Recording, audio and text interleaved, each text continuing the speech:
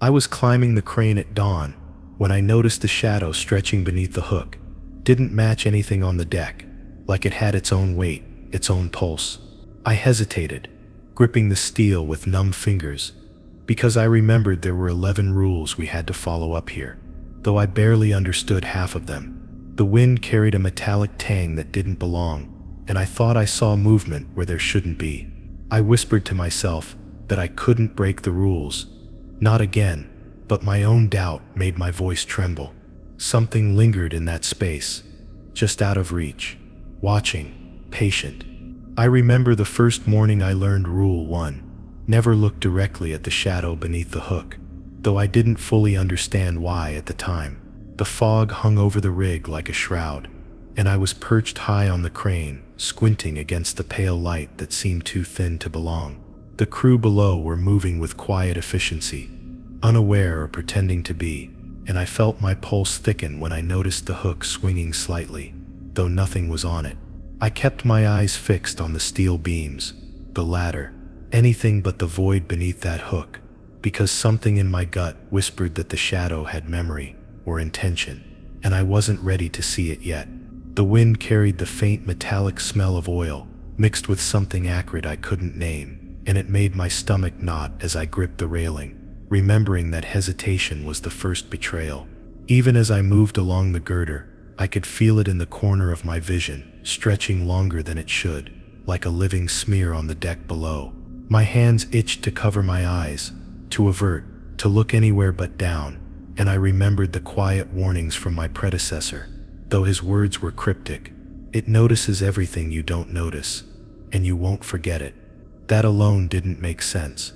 But the sight of the hook swaying with no load, no wind, no logic, pressed a kind of panic into my chest that I couldn't shake. My mind tried to argue, this was just fatigue, just shadows, but the rhythm of the steel creaking under me was almost conversational, like it was breathing around me.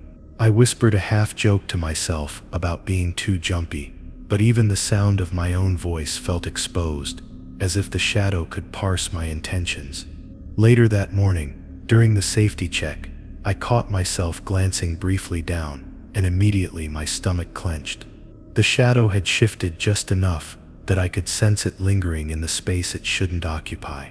I could feel the rig itself vibrating slightly under my feet, subtle but unnerving, and I realized that Rule 1 wasn't about punishment, it was about endurance. Those who looked directly never seemed the same afterward, though no one explained how or why. I felt my hands tremble as I tightened the harness around my shoulders, imagining the shadow's edges curling in ways impossible to reconcile with geometry or light. There was a quiet, patient intelligence in it that was hard to name, and the thought of breaking the rule made the hairs on the back of my neck rise in anticipation. The day stretched endlessly, each task a test of distraction. I tried to occupy my mind with checklists, rope inspections, hydraulic readings, but everything led back to that shadow.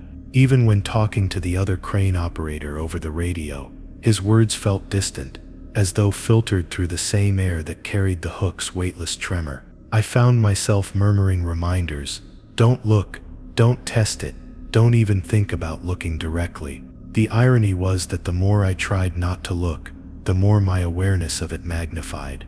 I kept catching myself calculating the distance from the hook to the deck, imagining how fast someone or something could rise from the shadow if it chose. By evening, exhaustion made the edges of reality blur. The sun dipped low, and the hook became a silhouette against molten sky, its shadow a dark smear across the steel deck that seemed alive, writhing almost imperceptibly. I felt my chest tighten as I remembered Rule 1, because looking directly seemed unavoidable now, like it had pulled me into its gravity without asking. My mind raced with fragmented memories of warnings, subtle touches on my shoulder, empty chairs, missing tools. I couldn't tell if they were coincidences or signs. Every minor sound, the clatter of a wrench, the hiss of hydraulic pressure, felt amplified, significant, as if part of the shadow's language was in those rhythms. I tried talking to the deckhand about the movements I thought I saw, but his laugh was hollow and his eyes too quick to look away. "You're imagining it," he said, though he spoke too fast, too sharply, and I sensed he'd already broken the rule himself, or feared what would happen if he admitted he hadn't. I wanted to reassure myself that maybe the rule was a superstition, a cautionary tale passed from crane operator to crane operator, but every instinct screamed that the rule had teeth, and disobedience left marks that couldn't be explained.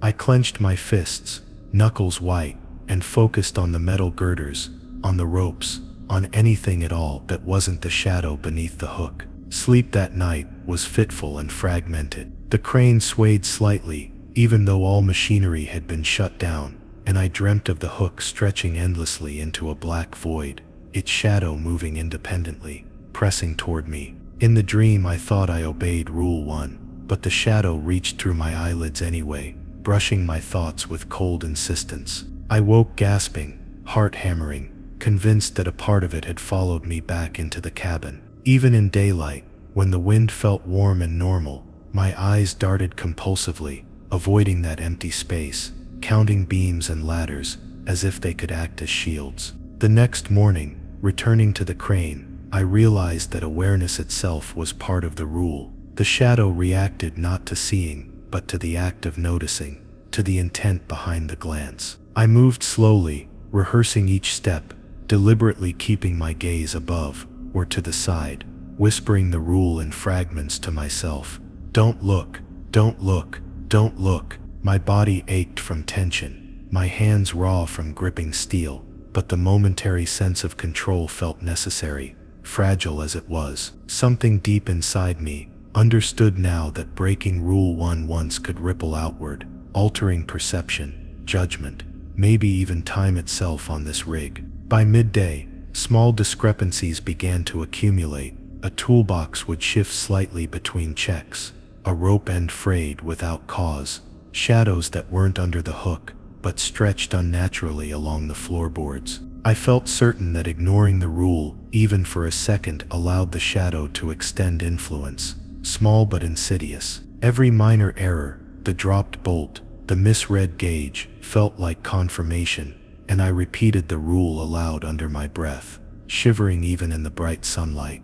The air itself seemed thicker, heavier, as if the crane and the shadow were conspiring to remind me that nothing was neutral in that space. By evening, I noticed the faintest whisper of motion in the corner of my peripheral vision, an impossible curvature that defied geometry but matched my imagination's fear. My stomach churned, and I realized that the act of remembering the rule wasn't passive, it was active, almost participatory. I whispered Rule 1, never look directly at the shadow beneath the hook, again, almost apologetically, to steel and sky and wind, trying to anchor myself against the awareness that whatever lurked there had memory. My eyes never drifted downward, yet I could feel the space beneath the hook watching anyway, waiting patiently for a misstep I couldn't yet predict. And by the time night fully fell, the shadow seemed to breathe in rhythm with my own heartbeat, a slow, deliberate echo of fear and fatigue.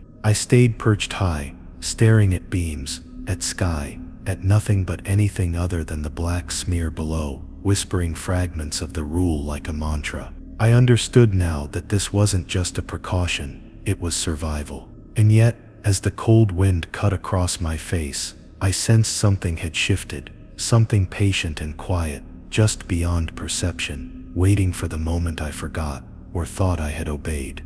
The first time I learned Rule 2, never attempt to adjust the hook when the shadow moves, I was already tense from the previous day, still thinking about how Rule 1 had nearly broken me. The deck seemed quieter than usual, though the machinery hummed faintly, almost in rhythm with my pulse, and I felt that uneasy weight pressing from above.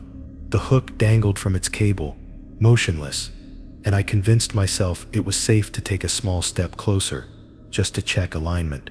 But the moment my fingers grazed the controls, the shadow stretched unnaturally along the deck, warping with impossible angles, and I realized I hadn't obeyed the rule yet.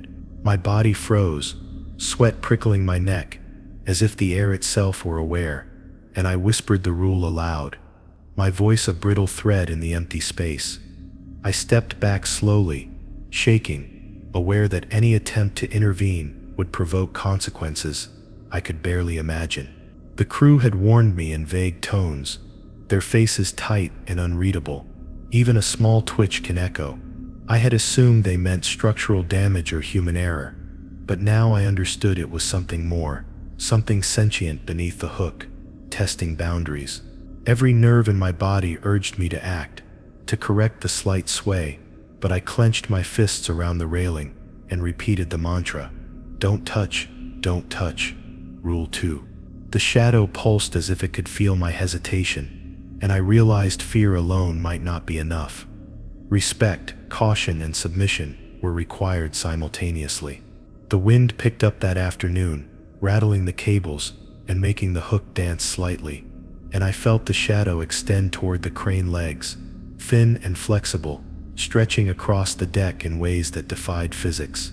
I had to remind myself that Rule 2 wasn't just about hands-on controls, it was about intention.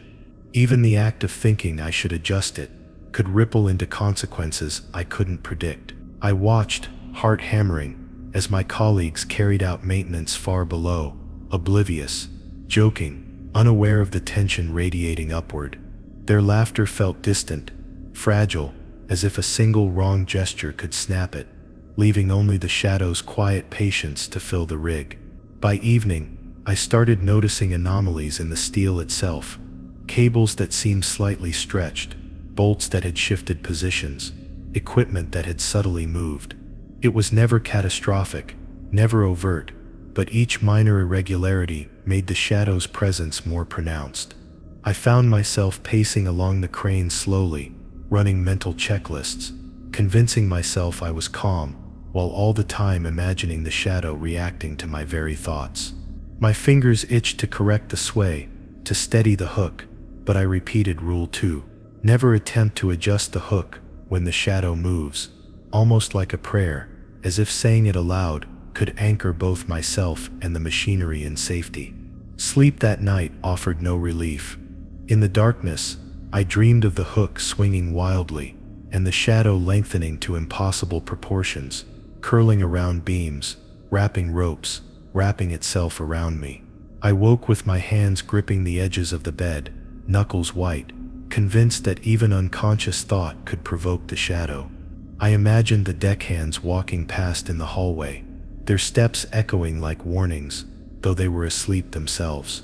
The rig felt alive, aware, and I realized that Rule 2 was less about the physical act, and more about maintaining a careful, almost ritualized patience.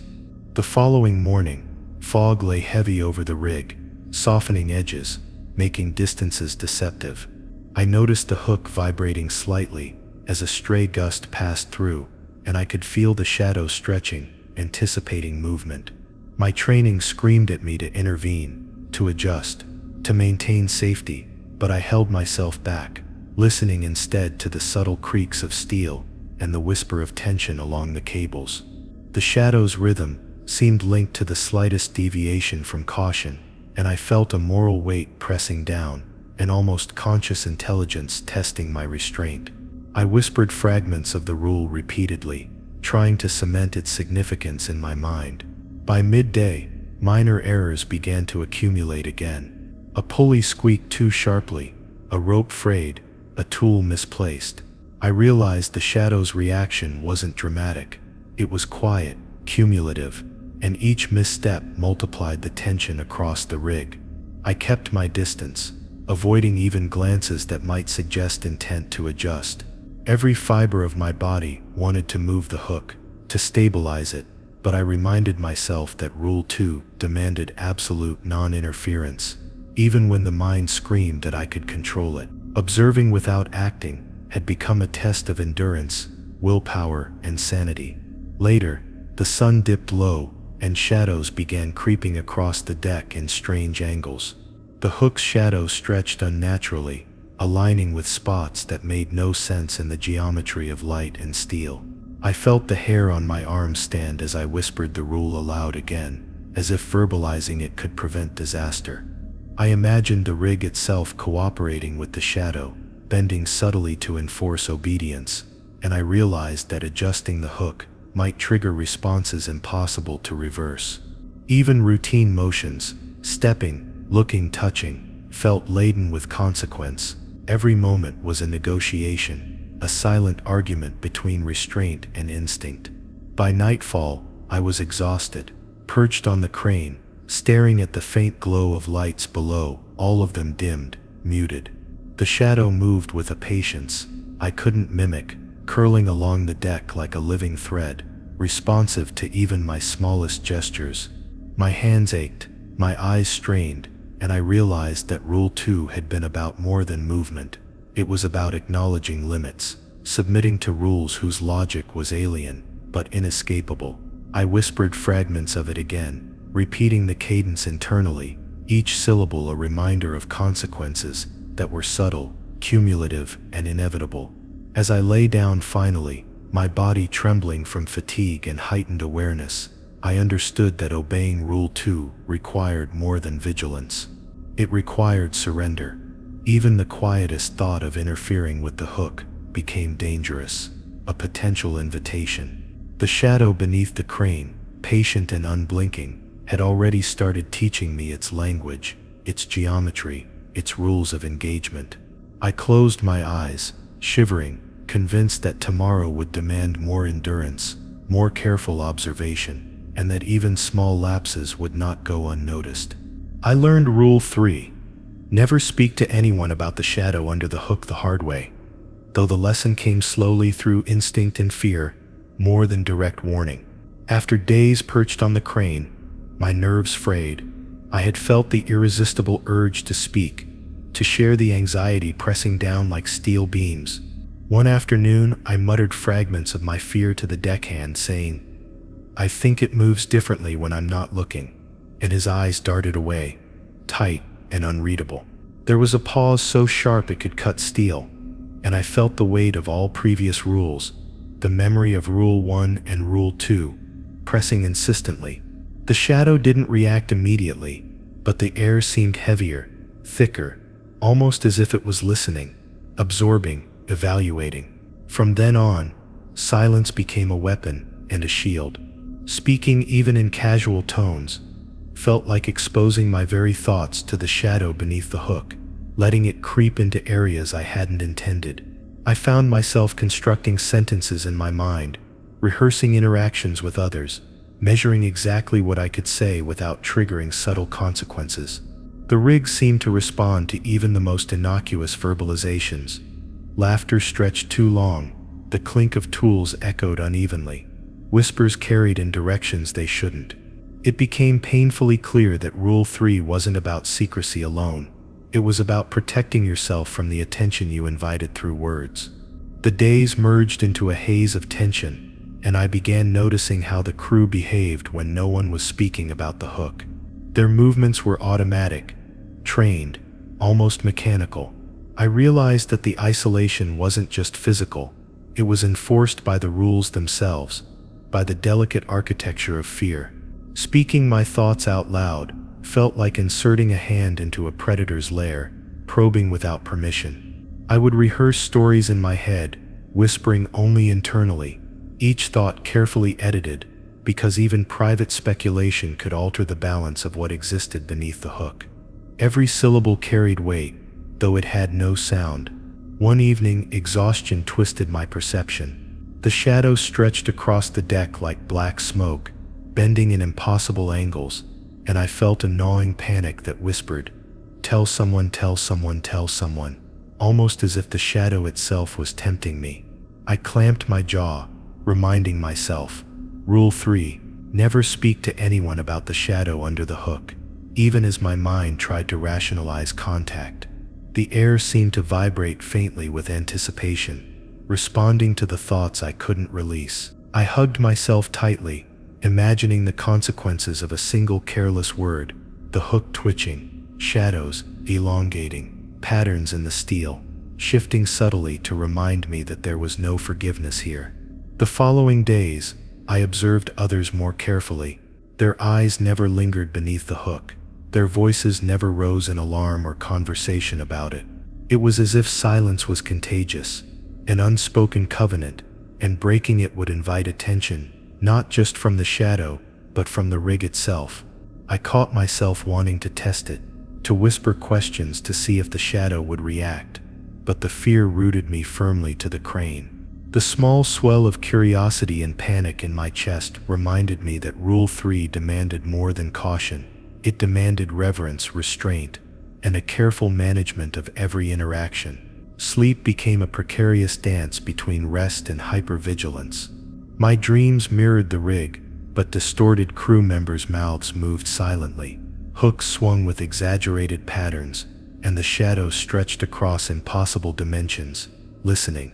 I woke in cold sweat, heart hammering, convinced that I had uttered forbidden words in the dark, even though I hadn't. The line between thought and speech blurred dangerously, and I realized the rule extended beyond verbalization. Intention alone might invite consequence. I whispered fragments of the rule in my mind as a protective mantra, though I dared not speak aloud. By midday, small anomalies emerged again, tools displaced, ropes fraying, shadows twitching in corners of the deck that shouldn't exist. The rig seemed to respond to the mere tension in my thoughts, amplifying them into subtle disturbances. I realized that Rule 3 was designed to prevent an amplification loop. Spoken fear gave the shadow fuel, and speaking about it allowed it to manifest in ways I could neither predict nor control. Each whispered internal reminder became a lifeline, keeping me tethered to a fragile equilibrium. I could feel my body subconsciously tensing at every minor sound, every shift in air pressure, every creak of metal, knowing that the shadow's perception extended beyond the obvious. Later, the day blurred into dusk. The sky was muted, casting long, distorted shadows that almost overlapped with the hook's own. I felt the shadow beneath it pulse slightly, anticipating subtle actions or reactions. My hands, tired and raw from gripping steel, itched to signal someone, to ask for reassurance, but the memory of Rule 3 slammed through me, sharper than any physical pain. Speaking would be a violation, an invitation, a mistake I couldn't undo. I realized that the rule was as much about training the mind as controlling action, forcing constant vigilance and deliberate silence, even under extreme stress.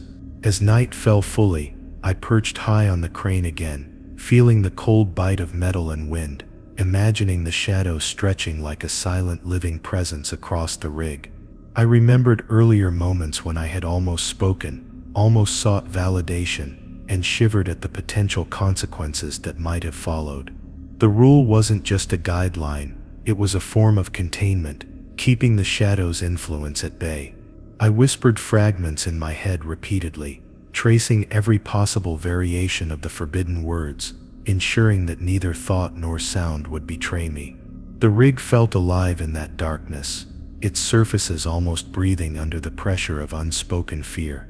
Even mundane tasks, checking cables, examining hooks, securing ropes, were loaded with tension, each motion weighted with awareness that a single slip in thought or sound could invite catastrophe. I noticed the faintest traces of movement in the corner of my vision, impossible angles, stretching shadows that mirrored my mental unease. I realized fully that Rule 3 demanded more than silence.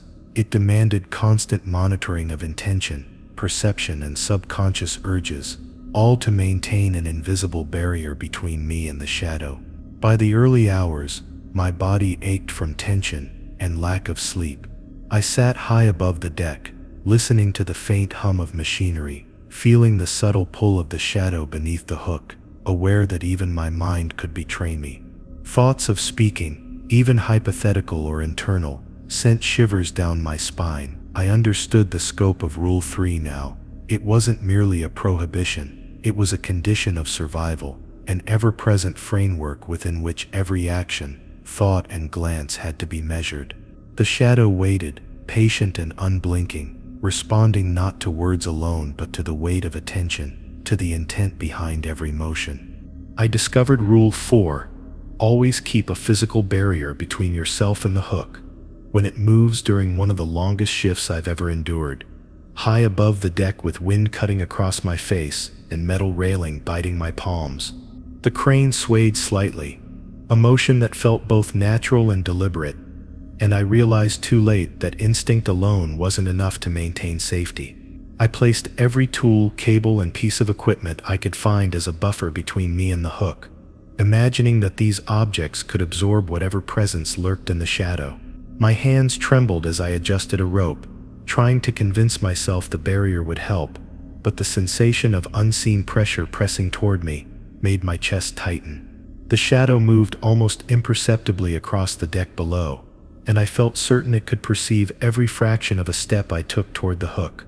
Even as I constructed makeshift barricades, I noticed how subtle shifts in the hook's motion caused shadows to lengthen unnaturally along the beams. It wasn't wind, and it wasn't mechanics. Something about the presence beneath the hook seemed to anticipate movement, calculating my position, my distance, and perhaps even my intent. I gritted my teeth and reminded myself that Rule 4 was not just about physical protection. It was about perception and restraint, about respecting limits I didn't fully understand. Each time I adjusted the barriers, I felt a strange ripple in the air, a nearly imperceptible brush against my awareness, reminding me that proximity alone was dangerous. I shivered, clutching a thick coil of cable as if it could act as both shield and ward. The afternoon passed in a blur of tension. I moved cautiously along the crane, keeping whatever distance I could while still performing inspections, my body taut with awareness. Every minor sway of the hook made me step back instinctively, positioning crates, barrels, and ropes as an artificial boundary. I realized that the physical barrier wasn't about deflecting anything tangible.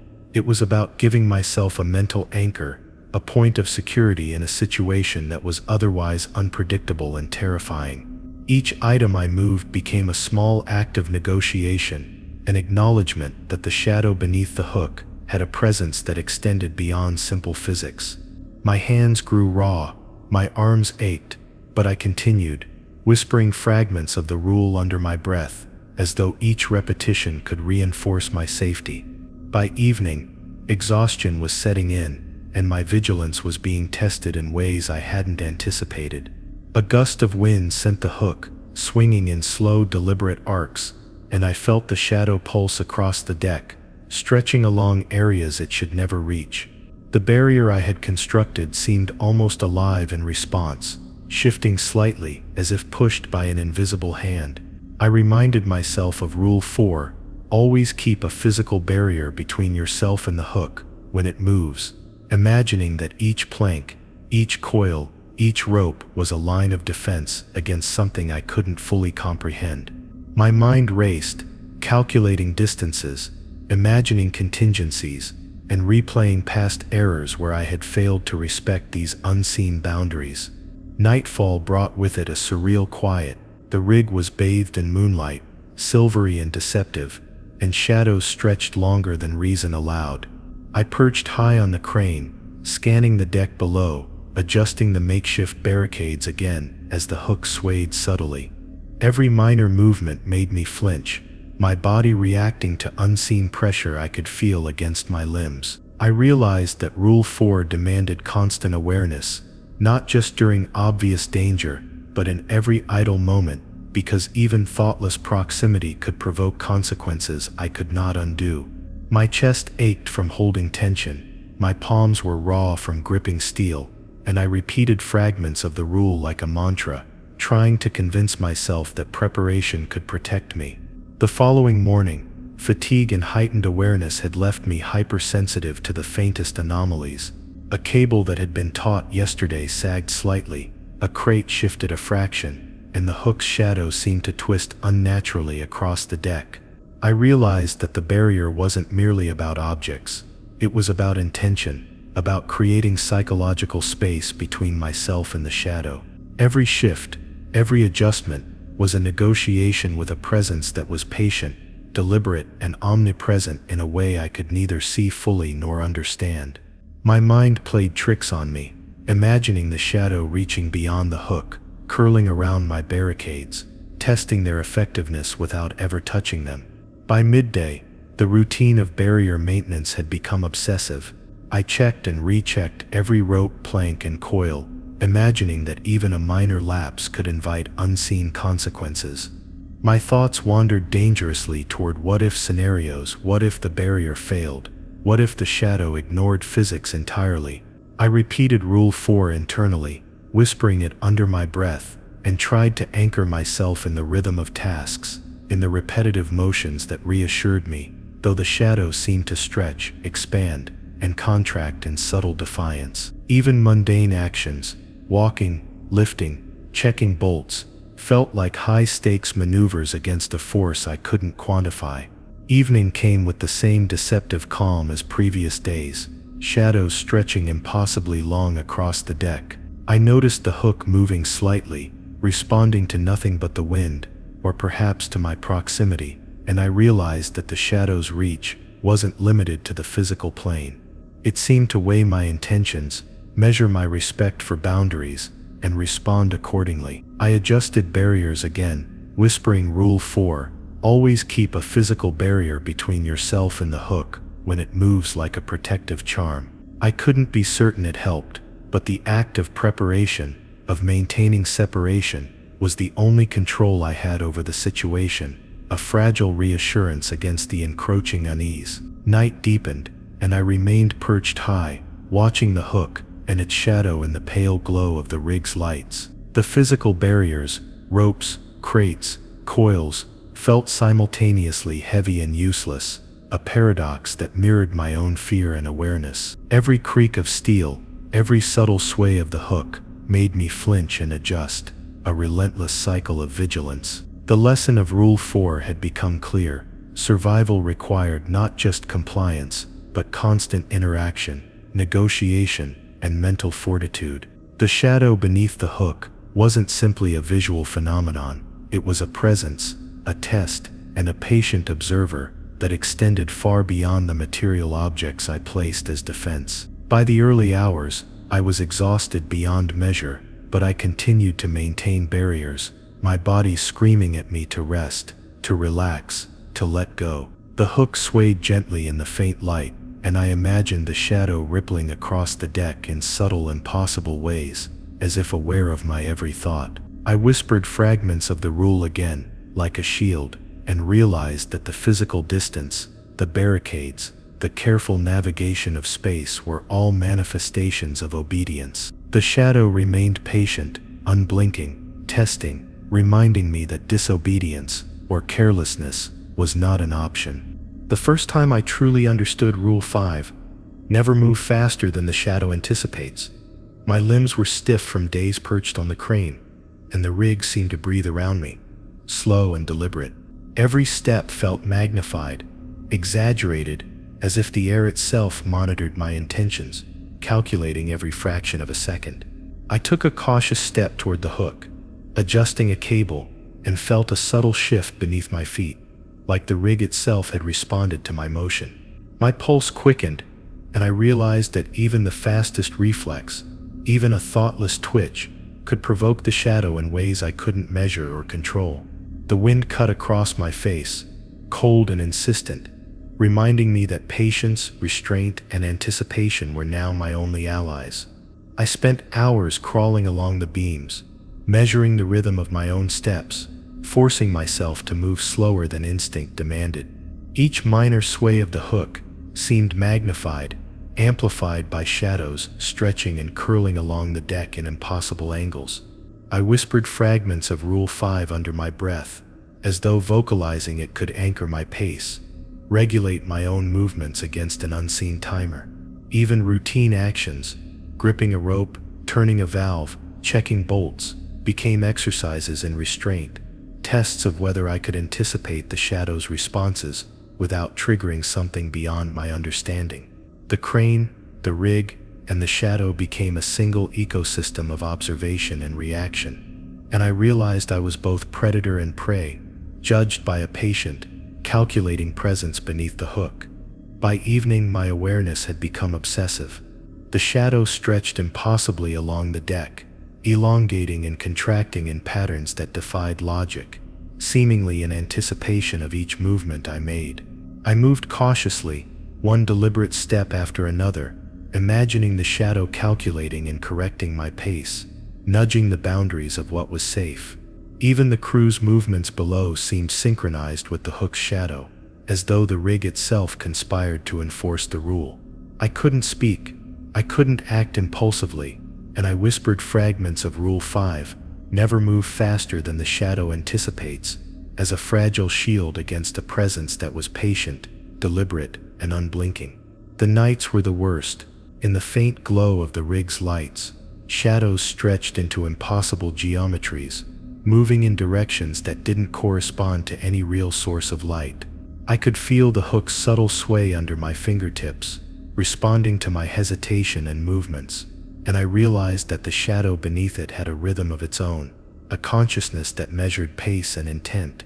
Any attempt to move faster than the calculated rhythm felt like stepping into a trap, and I forced myself to slow every action, to let instinct yield to the rigid discipline of anticipation. The rig felt alive, almost sentient, responding to my movements in a subtle, almost imperceptible dialogue of motion and consequence. The following day, minor anomalies continued to accumulate. Tools shifted slightly, ropes frayed along sections I hadn't touched, the hook swayed subtly even in calm wind. I realized that Rule 5 was not about preventing immediate harm, but about maintaining alignment with an unseen order, synchronizing every motion with the shadow's expectations. Even thoughts about acting faster caused tension in my limbs, as if the rig and shadow could sense my anticipation and react to it. Every motion became a negotiation, every adjustment a delicate conversation, and I whispered fragments of the rule repeatedly, mentally rehearsing each action to avoid provocation. By afternoon, fatigue had become a constant companion, pressing down on my body and mind, but the shadow remained patient, measuring, calculating, waiting. I realized that the rule demanded more than physical restraint. It demanded mental discipline, acute awareness of timing, and an ability to predict reactions that were impossible to fully anticipate. Even the smallest act, a shift in weight or a flick of the wrist, felt monumental, as if the shadow's presence amplified every micro-movement into potential catastrophe. I kept my hands gripping the railing, eyes darting carefully, whispering fragments of the rule like a protective incantation. Later, I observed the hook's shadow stretching across the deck in irregular, impossible lines, almost as if it were mapping my movements, responding to patterns in my muscle tension, my breathing, and the rate of my steps. I realized that moving too quickly was a signal of defiance, or perhaps impatience, and the shadow reacted subtly, but unmistakably, ripples along steel, slight vibrations through the rig, almost imperceptible unless you were hyper-aware. I could feel every instinctive twitch threatening to betray me, and I whispered Rule 5 once more to reinforce both caution and awareness. My body moved deliberately, slowly, in careful choreography dictated, not by instinct, but by a need to synchronize with something I couldn't see fully. By nightfall, my mind had become a loop of calculation, awareness, and tension. The crane in the rig seemed alive, responding to my presence in real time, and I felt the shadow beneath the hook extending its influence beyond the obvious. I noticed subtle deviations in shadows along the deck, angles that shouldn't exist, shapes that moved against logic, as if testing whether I could maintain perfect timing. Every motion was measured, deliberate, painfully slow, yet necessary, a negotiation between my survival and the shadow's patient observation. I whispered fragments of Rule 5, never move faster than the shadow anticipates, like a mantra, a lifeline, a contract I couldn't afford to break. As the night deepened, the rig felt suspended in time, a space where seconds stretched and contracted unnaturally. I could sense the shadow beneath the hook as a presence separate from the physical world, a calculating intelligence monitoring, evaluating, anticipating. Even my attempts to rest were governed by the rhythm of the shadow, forcing me to remain aware, to limit sudden movements, and to maintain perfect patience. Every creak, every sway, every shift in balance felt like communication, subtle warnings that I could neither fully understand nor ignore. The lesson of Rule 5 had become clear. Survival required discipline beyond instinct.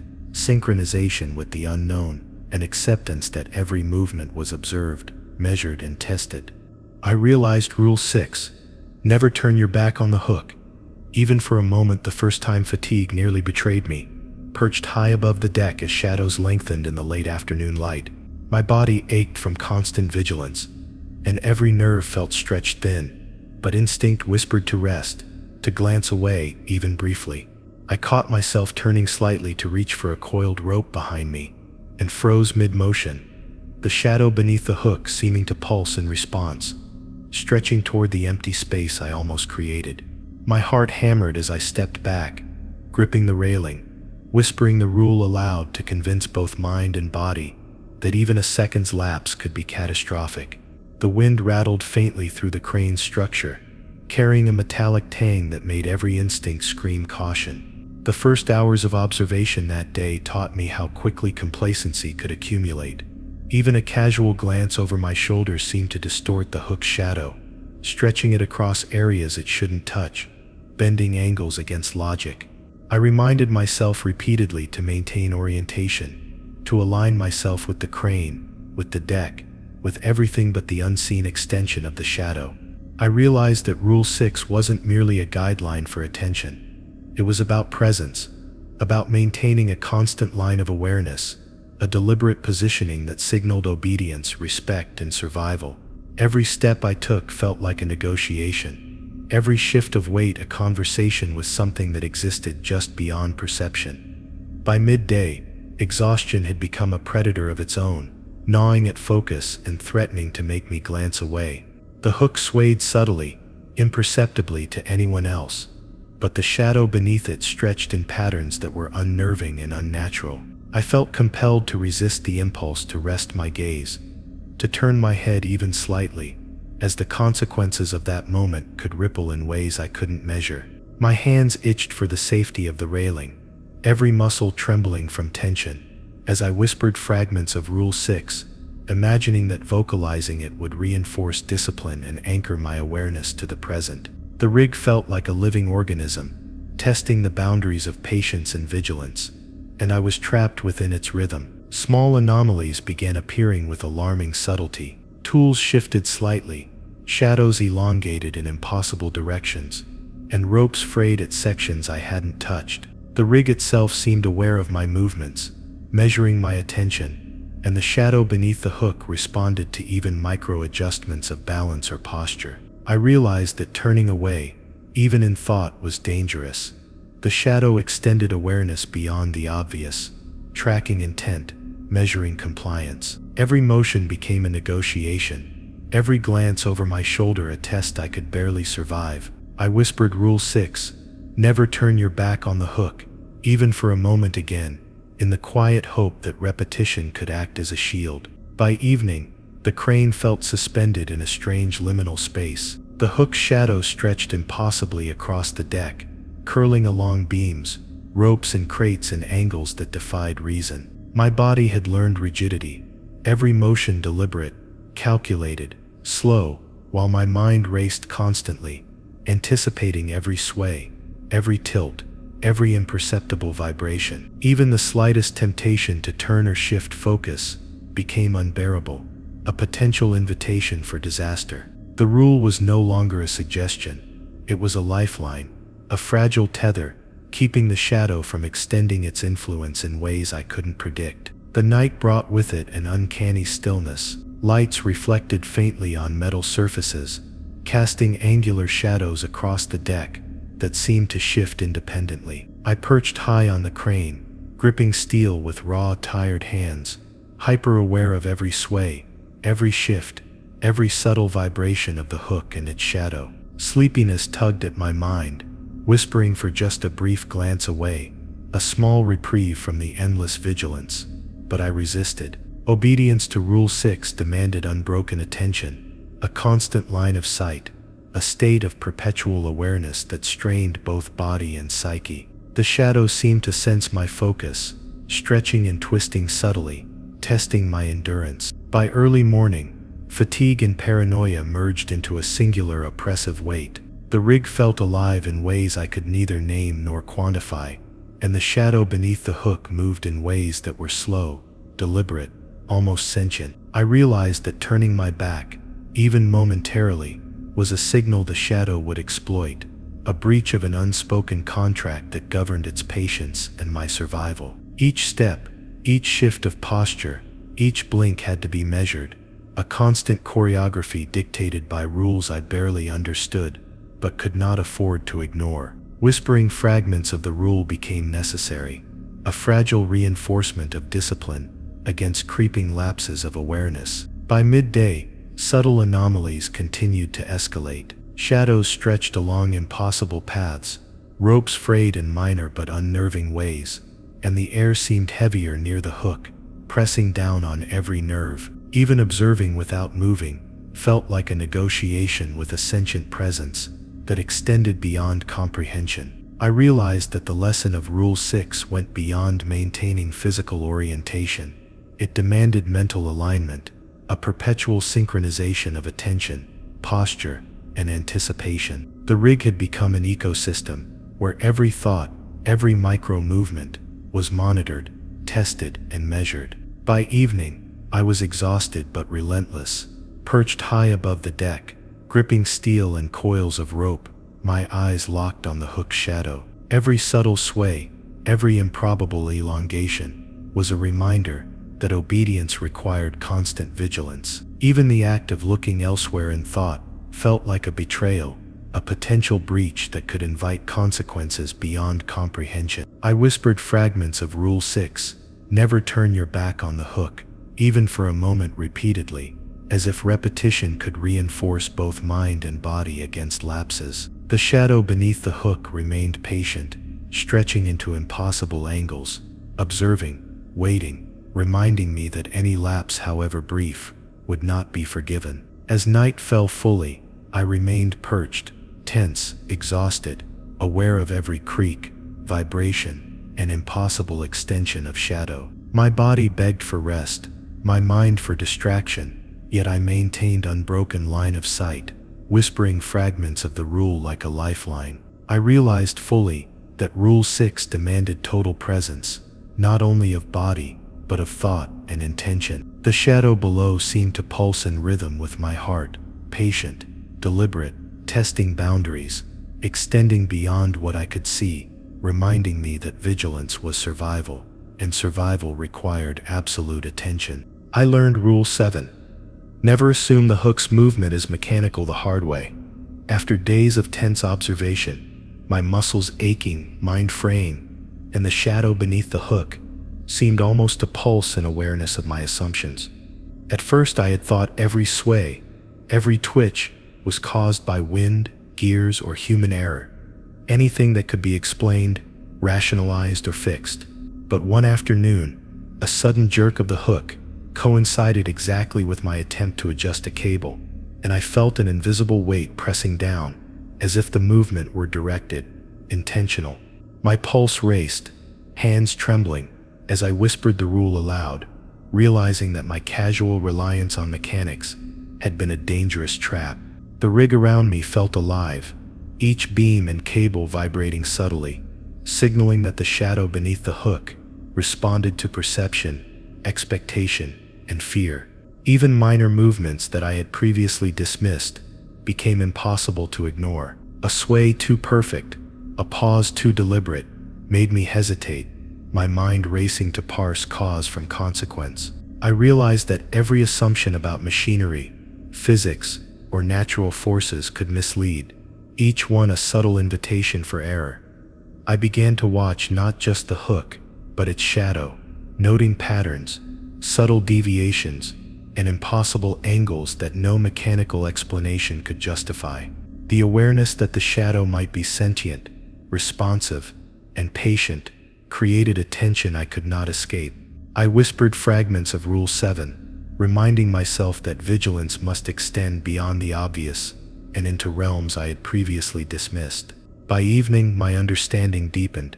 The shadow stretched along the deck, curling around crates, ropes, and metal beams, elongating and twisting, as if anticipating my movements and testing my reactions. I realized that Rule 7 demanded an almost constant mental recalibration, where I treated every minor twitch as intentional until proven otherwise. Even minor adjustments in my balance, every twitch of muscle or turn of the wrist, could provoke subtle responses from the shadow. I had to move deliberately, deliberately slow, and deliberately thoughtful, because any assumption about mechanics, physics, or ordinary causality could lead to misjudgment, and misjudgment in that space was unforgiving. The nights became more harrowing. Shadows in the moonlight stretched in impossible directions, reflections appearing in places with no light source, lines that curved against gravity itself. I perched high on the crane, clutching steel and rope, watching for movements, analyzing every possible explanation, knowing that even correct assumptions about machinery were dangerous. Sleep offered no refuge. In dreams, the hook moved independently, twisting and turning as if alive, responding to imagined thoughts and anticipations, testing my understanding of reality. I woke shaking, realizing that Rule 7 extended beyond observation. It demanded that I constantly question every assumption, every sense, and every instinct about the rig and the hook.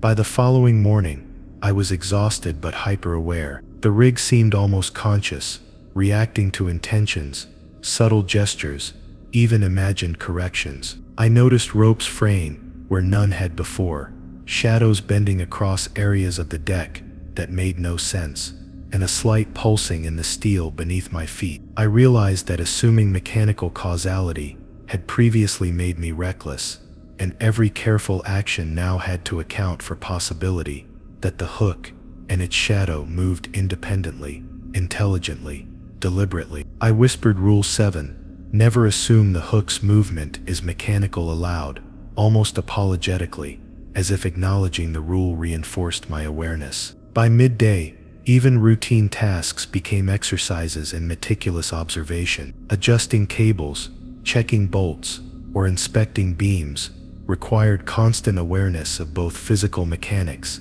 and the subtle influence of the shadow. I could no longer trust instinct or habit. Every motion had to be slow, deliberate, and observed. The shadow beneath the hook seemed to stretch in anticipation, twisting around obstacles, curling along ropes, exaggerating movements I had previously assumed were mundane. Every twitch of the crane, every vibration of metal, every sway of the hook had to be evaluated through the lens of intention rather than mechanics. As the day progressed, my isolation deepened. Crew members moved below, seemingly oblivious, yet the rig's hum, the tension in the cables, and the faint sway of the hook reminded me that appearances could deceive. I couldn't assume patterns, predict behavior, or rely on prior knowledge of machinery. I had to constantly recalculate, synchronize, and anticipate, aware that the shadow beneath the hook observed, reacted, and waited for any lapse. Every step, every glance, every adjustment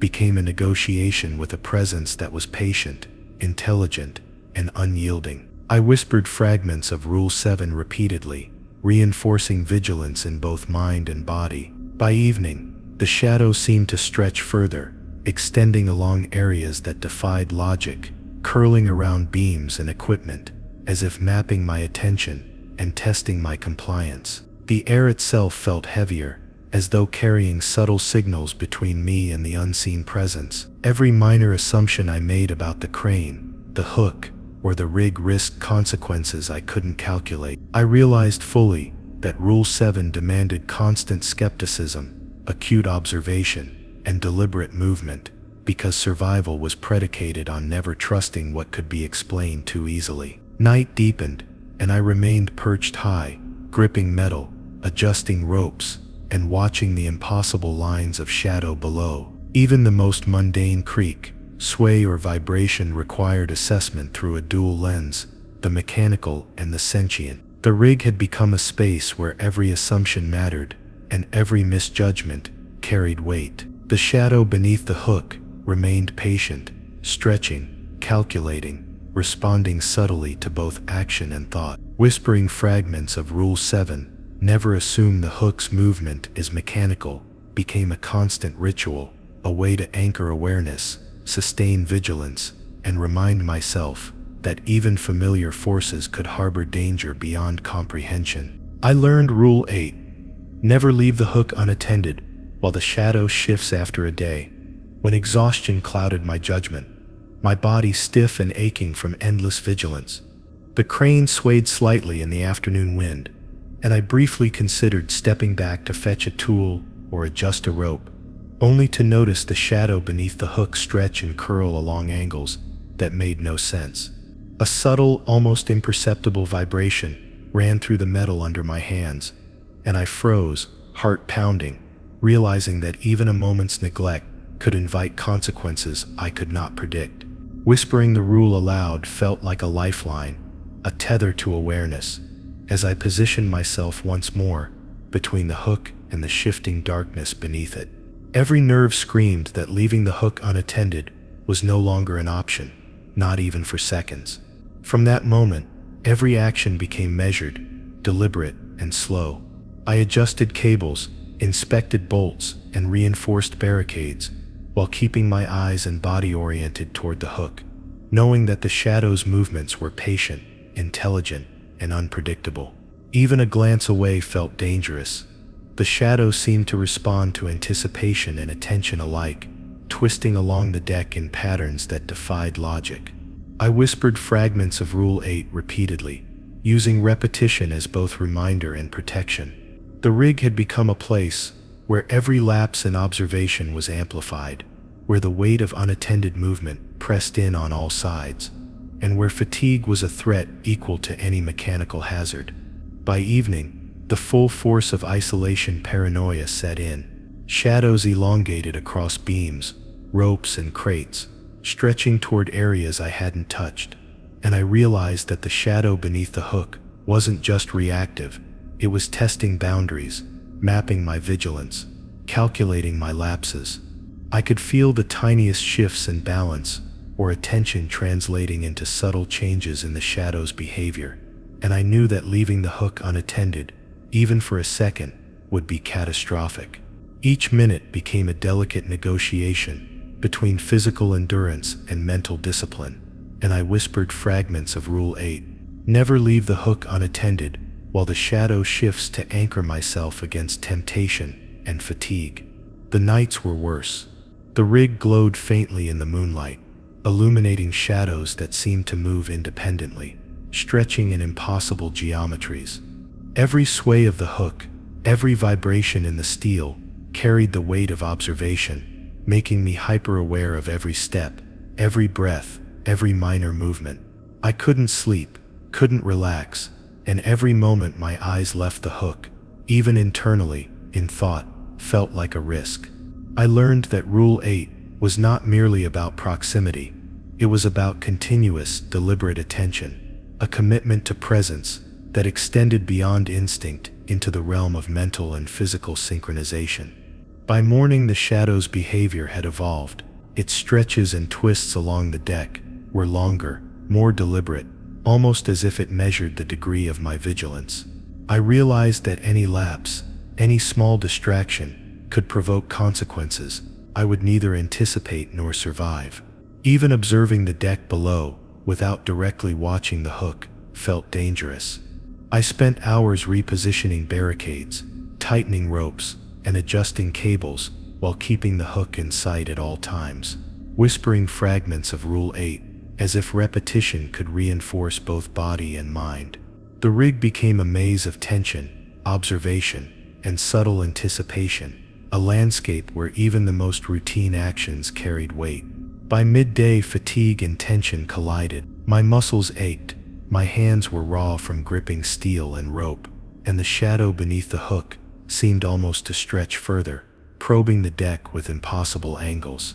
I realized fully that Rule 8 required more than physical presence. It demanded mental discipline, constant recalibration of attention, and the ability to predict subtle movements without losing focus. Every minor shift in the hook, every slight sway, every vibration of metal became a signal, a test of endurance, and a reminder that leaving the hook unattended, even momentarily, was unthinkable. Whispering the rule became a ritual, a means of anchoring myself in a reality that constantly threatened to warp. By evening, the rig felt like it had acquired a pulse of its own, subtle vibrations tracing through beams and cables, responding to both my movements and the shadow beneath the hook. Even as I reinforced barricades, I felt the pressure of observation, the presence of intelligence beneath the hook, testing patience, attention, and obedience. I understood that Rule 8 extended beyond physical oversight. It was a framework for survival, demanding that vigilance be continuous, unwavering, and patient, even when the body begged for rest. Every glance, every twitch, every heartbeat mattered, and the shadow mirrored them all. Night deepened, and I remained perched high, hands gripping steel, eyes fixed on the hook, monitoring every shift in angle, sway, and tension. Sleep became impossible. The rig itself seemed alive with anticipation, and the shadow beneath the hook twisted along beams in patterns that made no sense. I realized that leaving the hook unattended, even briefly, would erase any control I thought I had. I whispered fragments of Rule 8, never leave the hook unattended, while the shadow shifts like a protective chant, trying to reinforce the fragile tether between vigilance and survival. Every motion, even the smallest adjustment of my weight, felt monumental under the shadow's watchful presence. By early morning, the tension had calcified into exhaustion, yet the hook remained my constant focus. Shadows stretched and twisted across the deck, ropes and equipment, extending into angles I couldn't reconcile with physics. Every minor twitch, sway, or vibration required analysis, correction, or accommodation, and I realized that the shadow beneath the hook measured not just attention, but intent. Any lapse, any inattention, could provoke subtle but irreversible consequences. I whispered the rule repeatedly in my mind, tracing every movement and anticipating every shift, knowing that survival required total, uninterrupted awareness. I discovered Rule 9. Never let the shadow catch your reflection in metal late one night, when the rig was bathed in a pale, eerie glow from the moon.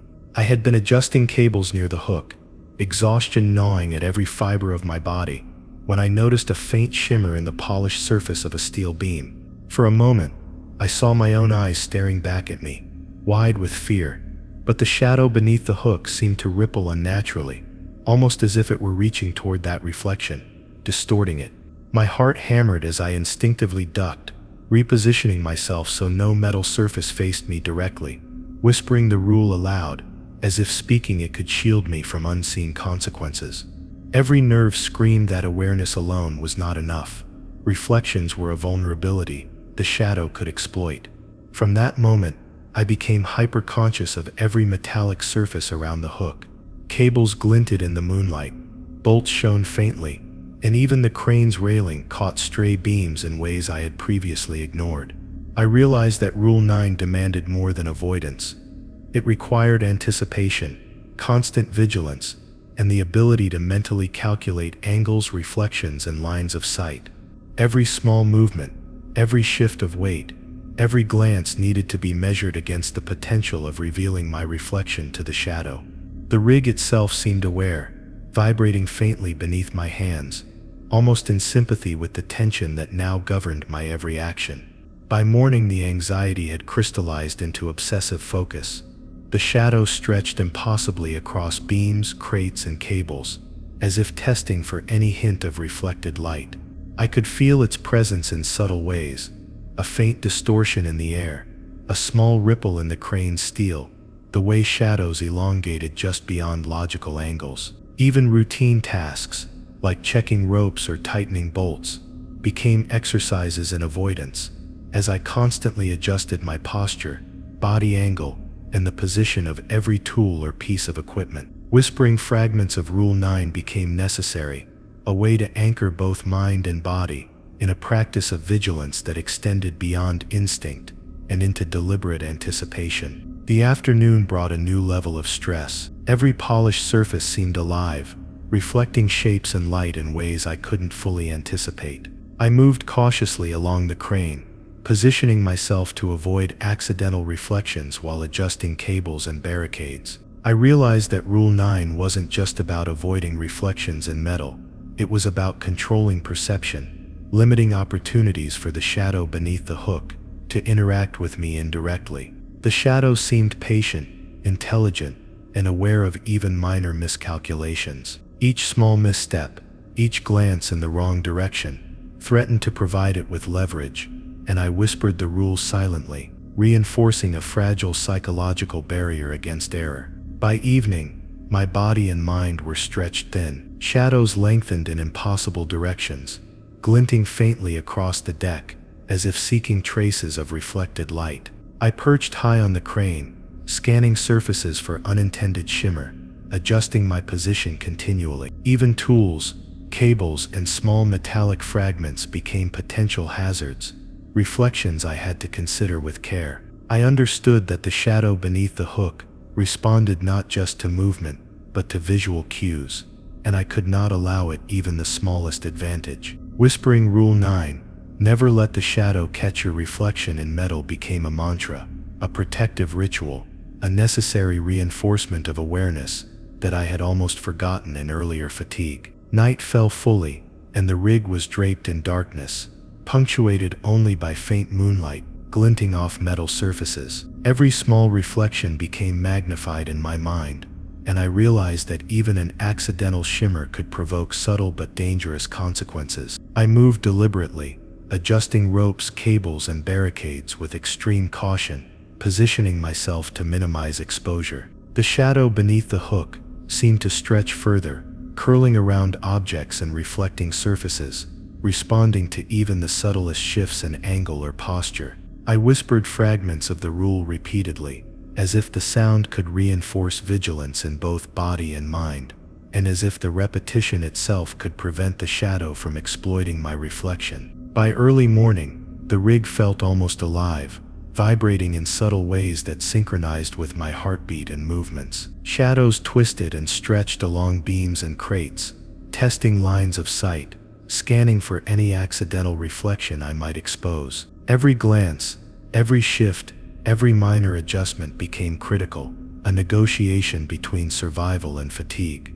I realized fully that Rule 9 demanded unbroken attention, a constant awareness of both direct observation and peripheral cues, and the ability to anticipate how light and metal could betray me. The shadow's presence felt invasive, omnipresent, patient, as if measuring the very limits of my attention. By midday, I was obsessed with lines of sight. Every metallic surface, tools, cables, bolts, even steel beams, was treated as a potential threat. I moved along the crane with extreme slowness, constantly recalculating angles, adjusting positions, and whispering fragments of Rule 9 like a protective chant. I felt the shadow beneath the hook, probing, testing for vulnerabilities, and I understood that survival required more than vigilance.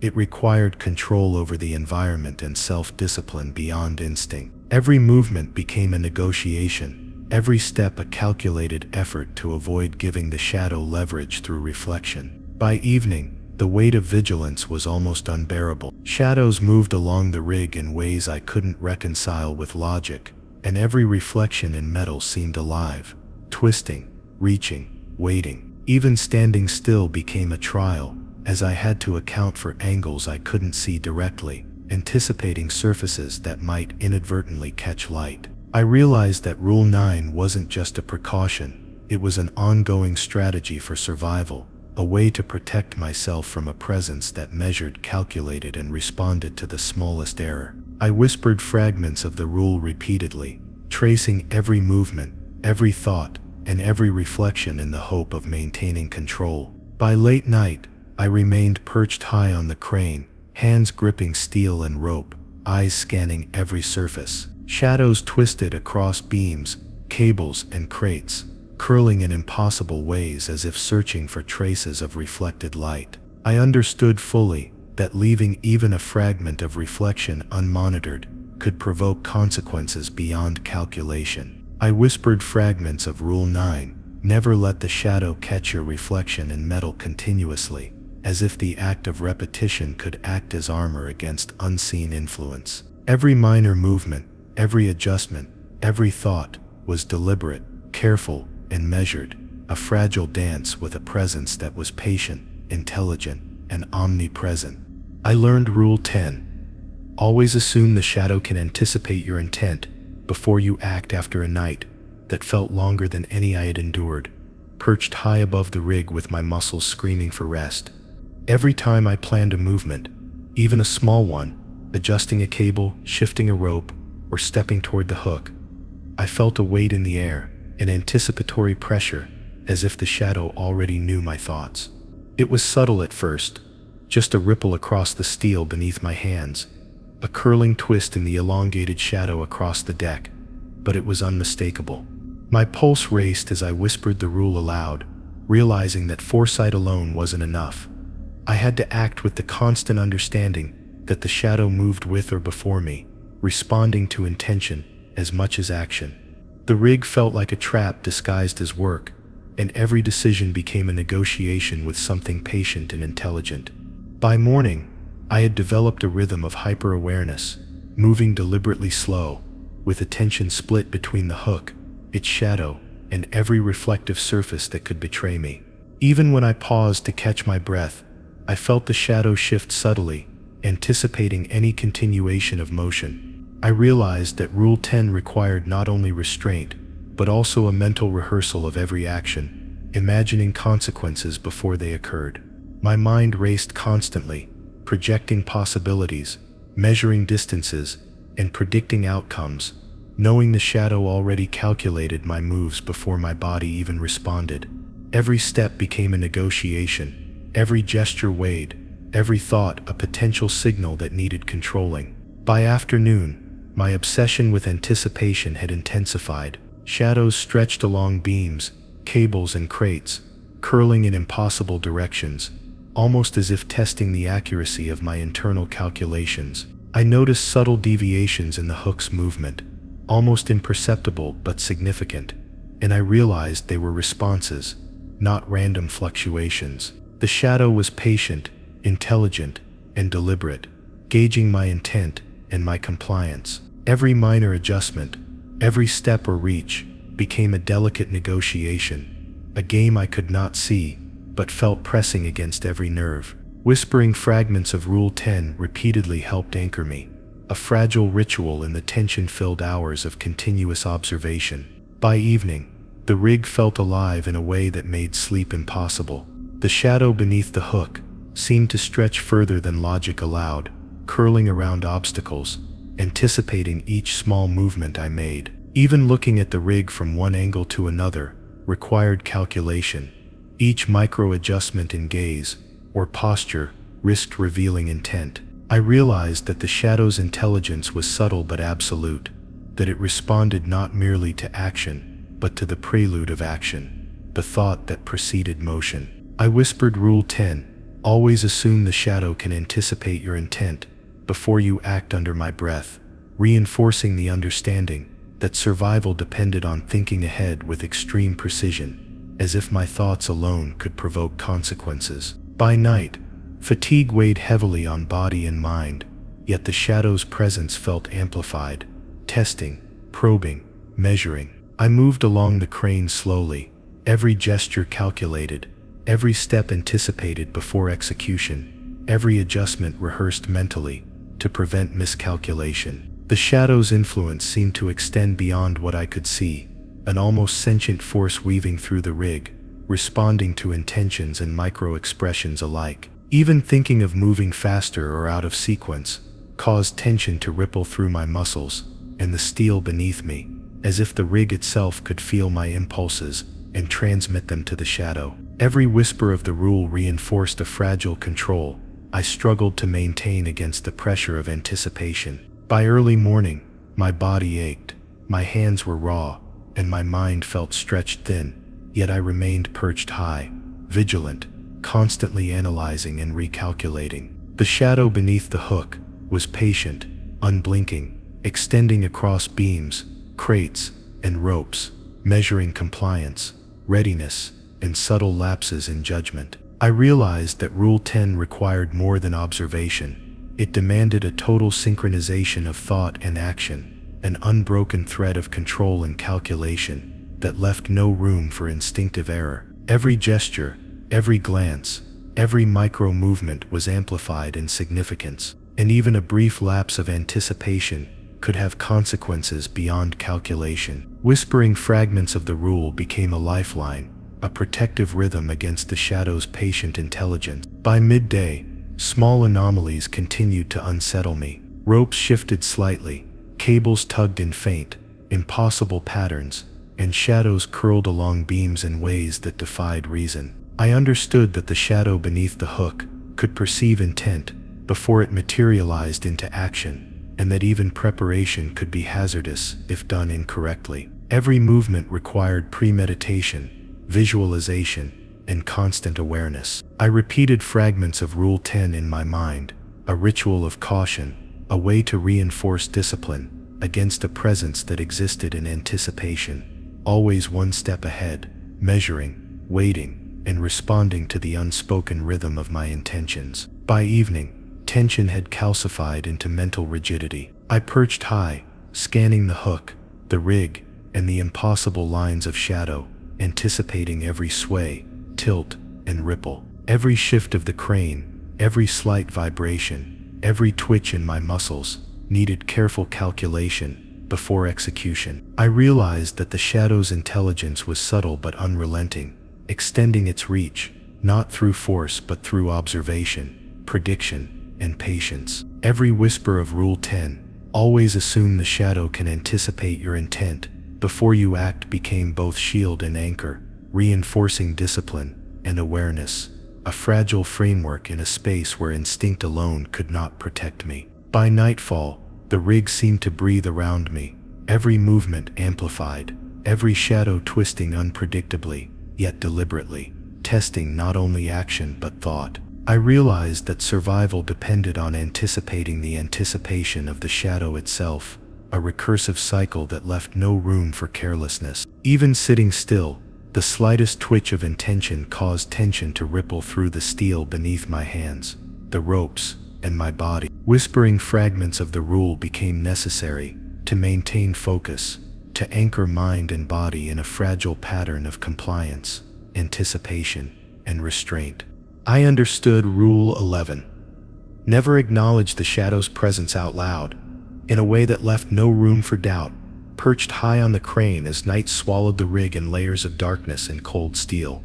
Exhaustion clawed at every muscle, yet my eyes remained fixed on the hook, the shadow beneath it stretching and curling along impossible angles.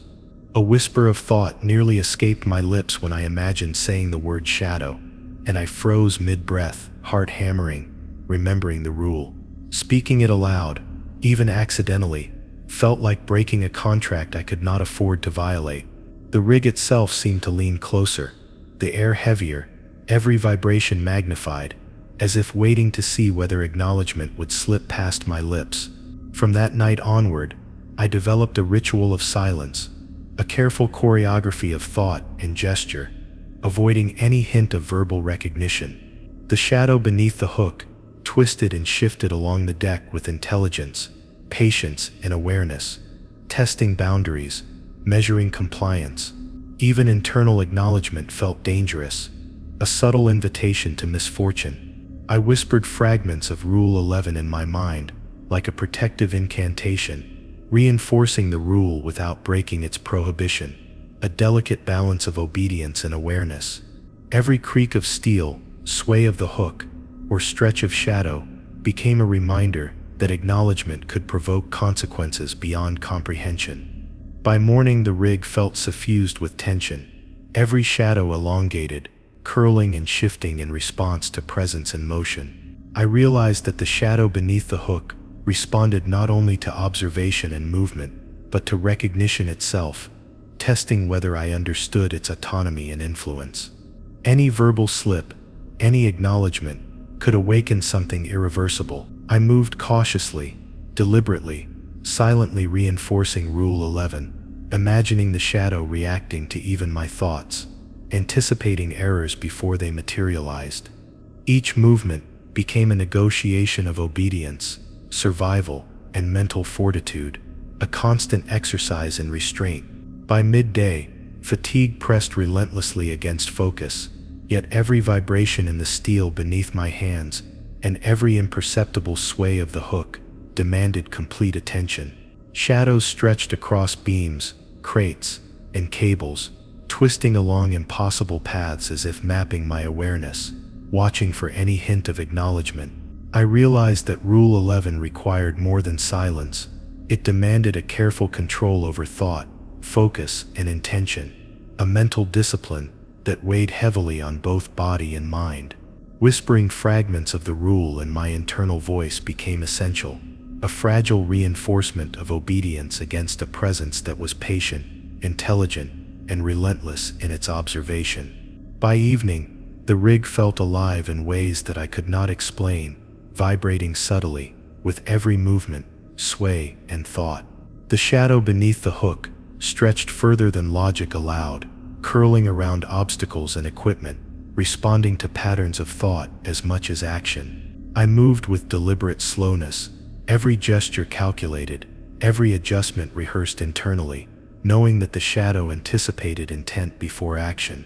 Whispering Rule 11, never acknowledge the shadow's presence out loud, mentally, became both lifeline and armor, a protective ritual in the long hours of vigilant observation. Every breath, every shift, every blink was measured to avoid even indirect acknowledgement. Night deepened, and isolation pressed against me with oppressive weight. Shadows twisted and stretched along beams, cables, and crates, extending into impossible directions, testing not just attention, but compliance. Even thinking about the shadow too consciously felt dangerous, a subtle invitation for subtle consequences. I maintained rigid focus on the hook, positioning my body and gaze carefully, whispering fragments of Rule 11 silently, a lifeline tethering both mind and body to a fragile rhythm of obedience. The rig seemed alive with intelligence, a patient presence waiting for any error, any breach of discipline, any acknowledgement of its existence. By early morning, my muscles burned from prolonged tension, my eyes ached from constant vigilance, yet the shadow beneath the hook remained patient, twisting and curling with precise intent. Every movement, every micro-adjustment, every careful repositioning of ropes or cables demanded awareness of the rule, as even a single verbal acknowledgement could provoke subtle but catastrophic consequences. The rig felt like a living organism, the shadow its heartbeat, testing compliance, measuring restraint, calculating responses. Whispering fragments of the rule in thought became a ritual of survival, a fragile method to maintain focus and avoid transgression. By midday, the weight of discipline and vigilance had calcified into mental rigidity. Shadows stretched across the deck in impossible angles, reflecting and refracting in ways that defied reason. I realized that acknowledging the shadow aloud, even accidentally, could erase the fragile control I had built. Every motion, every minor gesture, every mental acknowledgement was a negotiation between survival and error. I whispered fragments of Rule 11 continually in my mind, each repetition a reinforcement of awareness, a careful exercise in both restraint and anticipation of subtle, intelligent influence. By evening, the rig seemed suspended in a tension-filled silence. The hook swayed subtly, and shadows beneath it twisted along impossible paths, testing limits and reactions. I remained perched high, every movement deliberate, calculated, and measured, aware that verbal acknowledgement would be catastrophic. The shadow's presence seemed omnipresent, patient, intelligent, and unyielding. Whispering fragments of Rule 11, never acknowledge the shadow's presence out loud, mentally became essential, a fragile shield, a ritual of survival against a presence that was patient, deliberate, and constantly measuring compliance. By late night, isolation had fused with paranoia, and even a thought of verbal recognition felt dangerous. Shadows twisted in impossible ways along beams, cables, and crates, and every vibration of steel or sway of the hook reinforced that obedience, vigilance, and silence were my only protection. I realized fully that Rule 11 demanded total mental discipline, unbroken awareness, and absolute restraint, as any acknowledgement could provoke consequences I could not predict or survive. My body ached, my mind strained, yet I maintained position, whispering fragments of the rules silently, anchored to a fragile thread of survival. The first hint of dawn brought no relief. Shadows still stretched in impossible angles, curling along the deck, ropes and beams, patient, calculating and intelligent. I remained perched on the crane, gripping steel and rope, every micro movement deliberate, every thought carefully controlled. The rig felt alive, a sentient organism measured in shadows and sways, and I understood that the consequences of verbal acknowledgement would be immediate and irreversible. I whispered fragments of Rule 11, never acknowledge the shadow's presence out loud, mentally, a constant ritual to reinforce vigilance, obedience, and survival. I shifted slightly, tightening my grip on the crane, feeling the shadow beneath the hook stretch and curl in ways that no logic could explain, patient and deliberate. My muscles trembled, mind frayed, every instinct screaming for rest, yet I remained immobile, focused, aware that the shadow measured every heartbeat and micro-adjustment. I realized fully that Rule 11 demanded not just silence, but a control over thought and intention, an unbroken discipline that I could neither relax nor ignore. The rig seemed suspended in this tense equilibrium, and I remained trapped in vigilance, waiting, knowing that the smallest error could provoke consequences beyond comprehension. A subtle vibration ran through the steel beneath my hands, and I froze mid-breath, senses stretched taut, eyes fixed on the hook and the impossibly twisting shadow below. Something shifted beyond my perception, subtle but deliberate, demanding my attention. I whispered the final fragments of Rule 11 in thought, reinforcing the fragile tether between awareness, obedience, and survival, knowing that any lapse could be fatal. The shadow beneath the hook pulsed subtly, curling in anticipation, patient, intelligent, omnipresent, and I stayed perfectly still, every nerve alert, waiting for what I could not name. If you enjoyed this story, like, share, and subscribe for more.